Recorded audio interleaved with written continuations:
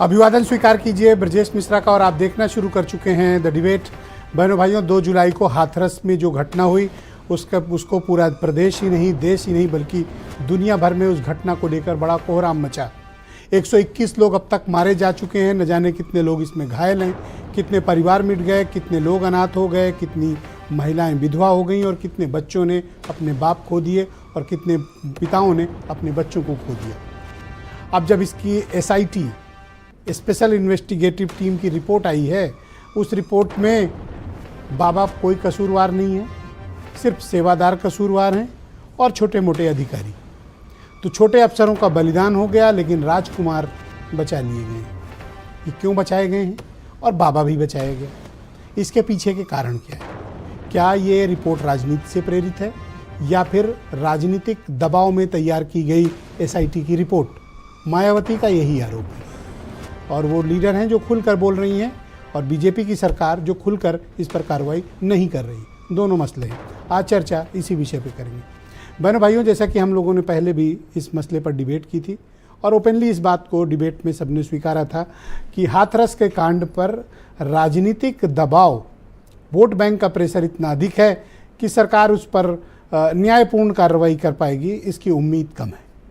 SIT की जो report आई है उसने बहुत चीज़ें परिभाषित कर दी हैं। SIT वो इन्वेस्टिगेशन टीम है जो 2 जुलाई की इस घटना के फ़ौरन बाद ये कहकर बनाई गई थी कि 24 घंटे के अंदर ये रिपोर्ट देगी और दोषियों के खिलाफ कार्रवाई की जाएगी।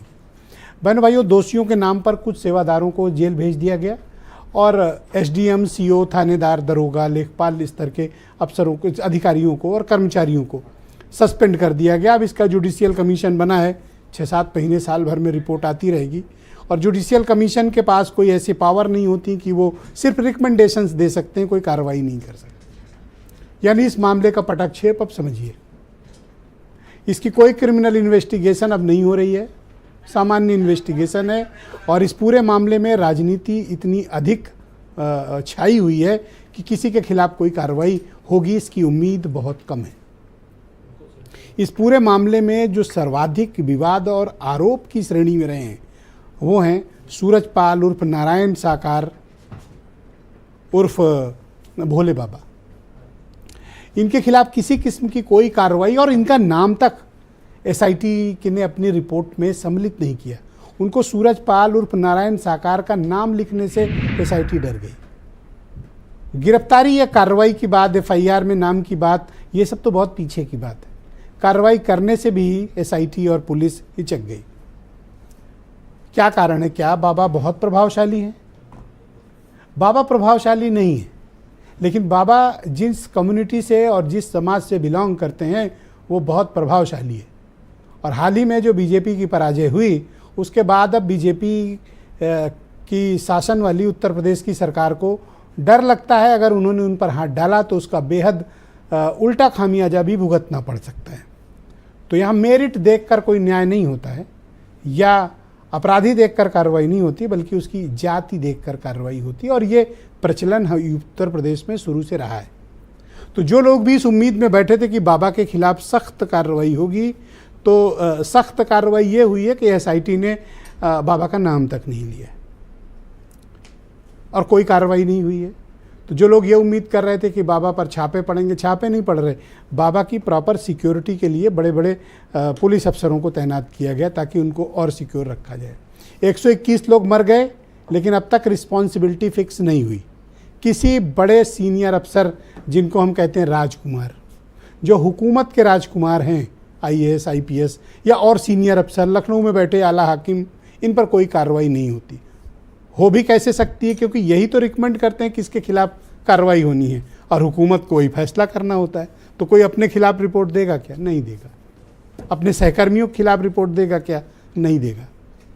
तो हमेशा इस तरह के मामलों में बलिदान जो है वो PCS देते हैं, PPS देते हैं, इंस्पेक्टर, दरोगा और लेखपाल देते हैं। ये कौम बलिदान के लिए होती है और राजकुमार हुकूमत के लिए होते हैं, मतलब IAS, IPS, लीडर्स, मिनिस्टर्स और ऐसे बाबा लोग, ये तो स्वघोषित राजा हैं। इनके खिलाफ कार्रवाई का जोखिम कौन ले सकता है? लिहाजा जो न्याय और अन्याय के नगाड़े बजाते हैं वो कृपया इस मामले को देखें और ये तय करें कि वो कितना न्याय कर रहे हैं।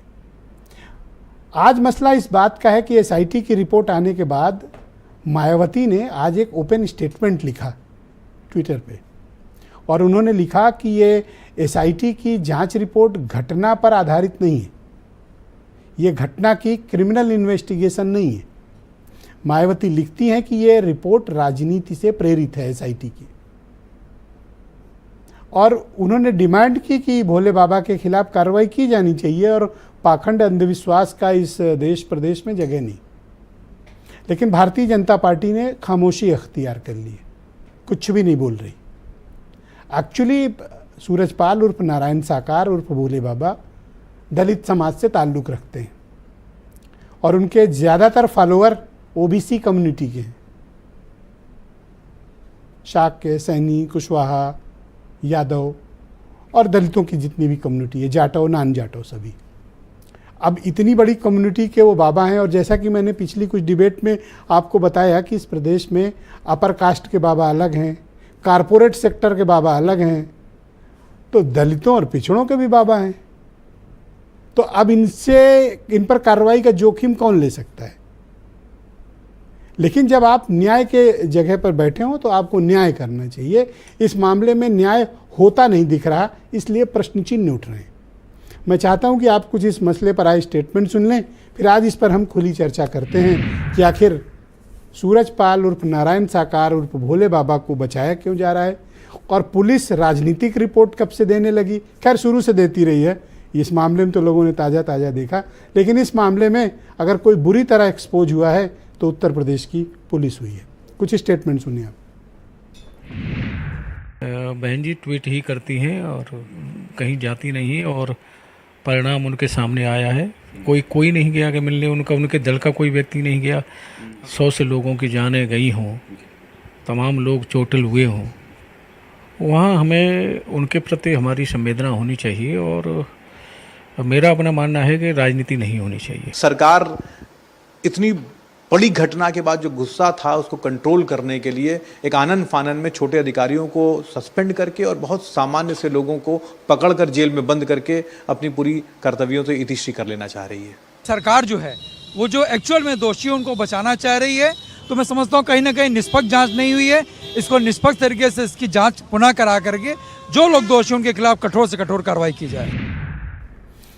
तो बहनों भाइयों, इस कार्यक्रम को आगे बढ़ाते हैं। अंशु अवस्थी उत्तर प्रदेश में भारतीय जनता पार्टी के प्रवक्ता हैं। के गौतम जी मेरे साथ मौजूद हैं। सॉरी, कांग्रेस के प्रवक्ता हैं। सॉरी, वो झटके में निकल गया, कोई बात नहीं, हम लोग तो रोज़ ही साथ काम। तो मेरे साथ अंशु अवस्थी हैं, उत्तर प्रदेश में कांग्रेस कमेटी के प्रवक्ता। के गौतम जी मेरे साथ मौजूद हैं, फॉर्मर कैबिनेट मिनिस्टर रहे हैं और दलित समाज के जाने माने चिंतक हैं।